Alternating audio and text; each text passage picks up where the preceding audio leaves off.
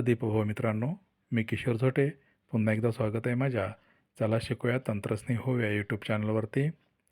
अपार I D संदर्भातील हा दुसरा व्हिडिओ, अर्थात पूर्वतयारी भाग 2. जर पूर्वतयारी भाग 1चा व्हिडिओ आपल्याला पाहायचा असेल तर या व्हिडिओच्या डिस्क्रिप्शन बॉक्समध्ये त्याची लिंकसुद्धा दिलेली आहे.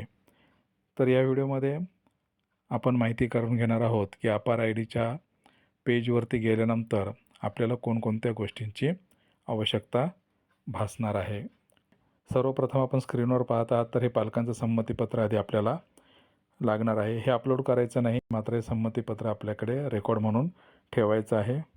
तसेच त्या पेजवरती गेल्यानंतर आपल्याला त्या विद्यार्थ्याच्या 3ही प्रोफाईल ज्या आहेत, GP, EP आणि FP ह्या कंप्लीट आहेत का. त्यानंतर पालकांचा आपण जो ओळखीचा पुरावा म्हणून जे डॉक्युमेंट निवडणार आहोत त्याची फोटोकॉपी आपल्याजवळ असणे आवश्यक आहे. त्याचबरोबर पालकांचा जो मोबाईल नंबर आहे तो सुद्धा आपल्याला विद्यार्थ्यांच्या GP या प्रोफाईलवरती जाऊन 4.1.10 मध्ये बघून घ्यावा लागणार आहे.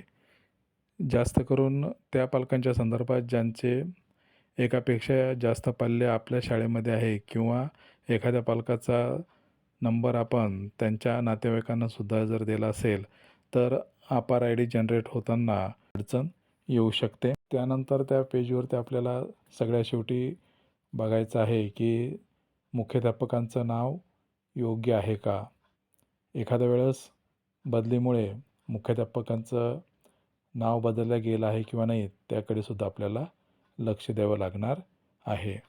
तर ही सगळी माहिती आपल्याला कुठे व कशी लागणार आहे ते प्रत्यक्ष पाहूयात. तर वळूयात आपल्या लाडक्या क्रोम ब्राउझरवरती आणि आपल्या UDISमध्ये स्टुडंट प्रोफाईलवरती लॉग इन होऊयात. लॉग इन झाल्यानंतर आपल्याला डाव्या कोपऱ्यामध्ये वरती जो बाण आहे त्याला क्लिक करायचा आहे. त्यानंतर अशा टॅब ओपन होतील. त्यानंतर इथे अपार मॉड्यूल नावाची जी टॅब आहे त्या टॅबवरती आपल्याला इथे क्लिक करायचं आहे. इथे क्लिक केल्यानंतर बघा पेज ओपन झाल्याबरोबर ते सगळ्यात आपल्याला वरती स्क्रॉल होताना अपार मॉड्यूलच्या खाली बघा लाल रंगामध्ये स्क्रॉल होताना दिसते की जी विद्यार्थ्याची आहे GP, EP आणि FP ही कंप्लीट असलेला पाहिजे. त्यानंतर आपण एखादा वर्ग निवडूयात. गोया बटनावरती क्लिक करूयात. तर बघा इथे आपल्याला विद्यार्थी दिसतील.